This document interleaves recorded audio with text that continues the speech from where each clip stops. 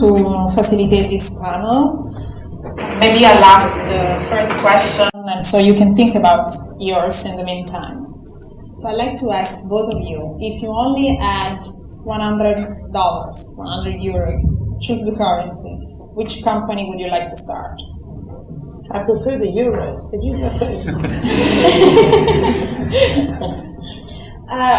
Honestly, for me, I think if I had €100, $100, or 100,000 of the same, I would still start the company that I have. And I think as business owners, can you guys hear me okay?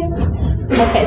As business owners, our companies will evolve and, they do change, but still, what I started and what I've built, I'm so passionate about it, and I'm so grateful for the people that I work with. And really, in this day and age, you don't need a significant amount of money to start an online business, as she mentioned just a moment ago. So, €100, I would still start exactly what I'm doing now. Wonderful. You, Donna? I've had a few companies. Let me think.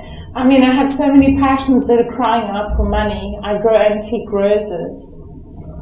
I would love to throw 100,000 at having a nursery for antique roses and just spread them all over Europe. That's what else. I love wine. I'm a sommelier. I would probably start a nice wine shop with books involved, where you could just sit there with a glass of wine on a big, these lovely sharing tables that Starbucks have made famous. Big sharing table with lots of books, and there would be a selection of however many wines of the day. There would be lovely people in beautiful costumes serving gorgeous food, and you could just sit there and read a book, have a glass of wine, or chat, or nothing. Please. Probably that's what I would do. Please do that. Probably lose a lot of money. Yeah, that sounds great. And let's have some poetry books too. Well, yeah, what kind of books? Yeah, lots of books. Yeah. Is there any question from the audience? So what would be the Wait first a minute step? for the microphone.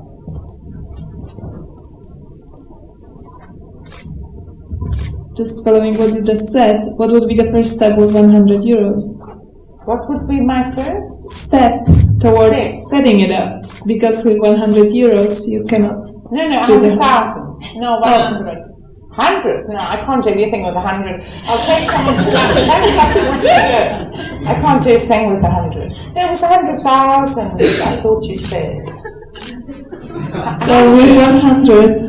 100, I'd probably buy a lottery ticket and hope to win. Don't shoot me. Same question for Rhiannon. Is there another question? What did you say? That's Rhiannon. There's a question. But Rhiannon said €100. I think she said 100 or start an 100,000. online business, so I would still do the same thing. I don't have a question. I actually was thinking how to use €100 to start Vino Box. Your idea? How nice. Yeah. Could you buy like 10 bottles of vino and take them into a park? Sure. And, I've done it before. You could do it in the park if you wanted to. There's the Botanic Garden. One of the things I love about Lisbon is there's so many sharing spaces, there's so many co-working spaces. I have my lovely home where we have a huge table where we thrash ideas around, we co-work, I call it co-invent. collaborate. Yeah, I'd probably do that. Yeah. Because sometimes, we need to think outside the box and just start small. Wine I call social glue. I had a blog for many years called Social Glue, and to me wine is social glue. Beer isn't social glue, spirits aren't social glue, because nobody talks about spirit. You don't see people sitting saying, oh my God, this vodka, who designed this vodka? Look at this bottle, oh goodness, let me meet the person who made this vodka. You never hear that. You're probably starting to hear about craft beer, but wine, people are fascinated by wine. Where was this region? Who's the winemaker? How much does it cost? What kind of grape is it? People talk about wine and it bonds people. I'm not trying to promote alcohol, please. That's just, absolutely. Rhiannon, what do you think in terms of automation can help us create that space, that automated space for co-create and What Ooh, tools that's a have you? good question. We could definitely automate things as far as promo. Yeah. You know, as we mentioned earlier, lead magnets, email marketing, that would be a phenomenal way to increase your reach. Even social media marketing. I think Alex will talk about some of that later, but you can automate your systems and promote that, and maybe get a little bit more bang for your buck and increase awareness, and then bring people to your wine shop. Yeah. Brilliant. I think it's good. Any other questions? So we're also up here to chat a bit about branding as well. If you had any questions to add on to what Donna was talking about earlier. If you have any branding questions, I am here today to cover branding. I'm sorry, maybe I didn't cover it enough, but I'm here.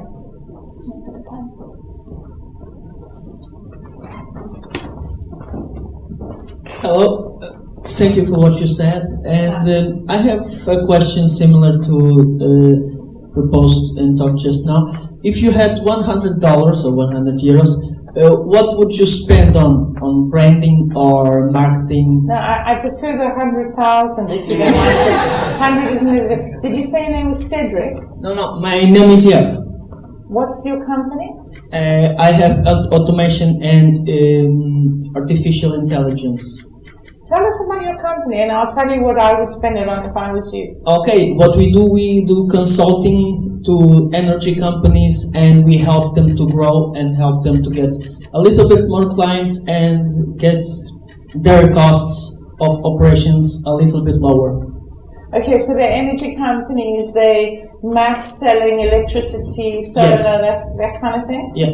And so you consulting to them on how to get new clients or how to look after their existing clients? Mainly to how to reduce their expenses. So mainly on that point, and we help them with operations. Reduce the expenses. So Expenses, yes. their operating costs. Yes. And so like an auditor almost, or like an accountant. Basically like a consultant on operations and management to day-to-day operations. So what would you spend your money on in terms of branding? I mean, what do you spend your money on in terms of branding now? I spent it on the website. You spent it on, but that's spent already, or you up ongoing? Well, already spent. Can I ask you how much you spent? So you have the right of not responding. yeah, that's okay. It was less than 100 euros. Really? On the website. On the website, God. yes. So you had a friend? No, A friend I did of a it friend myself. of a friend. No, I basically I have a relatively good taste, I hope. And what I did was I just searched the best domain hosts and just entered I don't know if I can say it, the weeks, and I just decided by myself. Wow. So basically you created this website and you knew how to code, or you just got someone to do the code? Oh, so it was a plugin. It was like a... Yeah, it was pretty much a template. White label. So that's good. So, okay, you didn't spend money much on that. What else have you spent on? In terms of putting yourself out there with your clients, what do you spend money on right now? Nothing. Nothing. So what's your goal? How many clients do you want to grow to? Well, in the first place, I would like to have like 3-4 clients just for start, and as we get better results, I can with those results I can get more clients. So what are you doing to get those 3 new clients? I'm literally trying to like cold calling them and emailing and just to try to get in a meeting with them. And how is that going? Badly. Cold calling, I mean, how are you getting the name of the guy who makes a decision in a big company? Well, I'm stalking him on LinkedIn, seeing who's the CEO of each company and just going after them. And what are you offering them that others don't offer? That's a good question. Results, we really have better results than the other ones. Results as in? Results as an amount of money saved by that company. Based on your existing client? Based on what? No, based on my past experiences and best results. Okay. I think you need to rethink on that. I don't want to spend too long asking your personal details, but I think you perhaps need to shine up this idea before you present it to them. Kind of adding on what Donna says, and your situation specifically, and really is branding as a whole.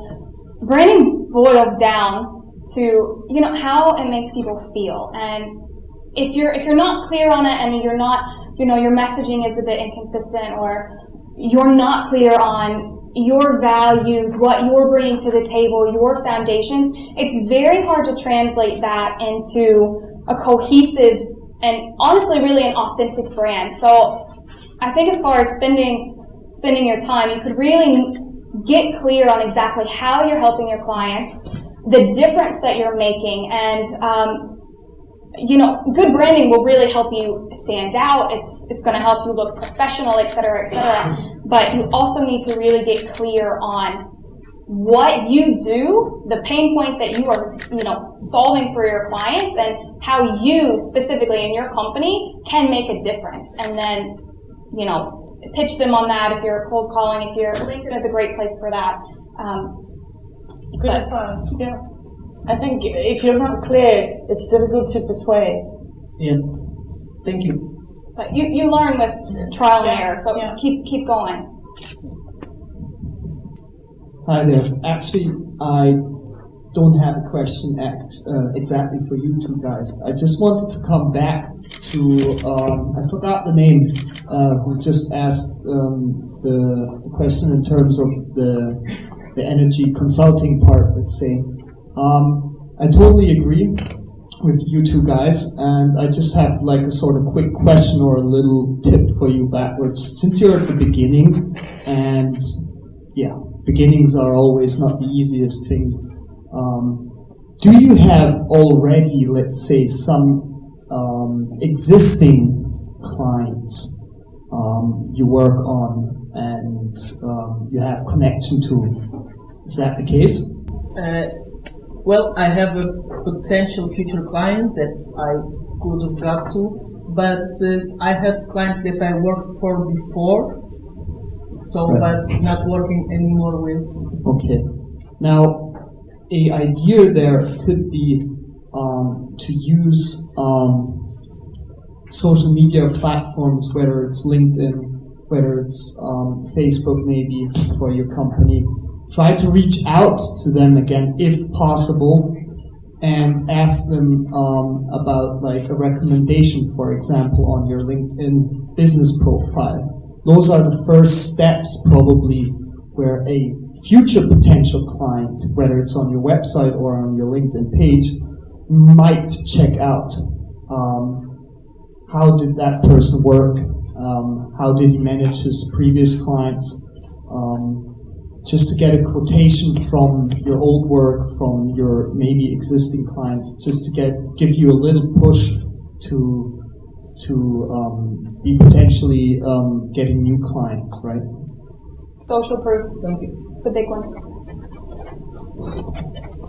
Any other question to our speakers?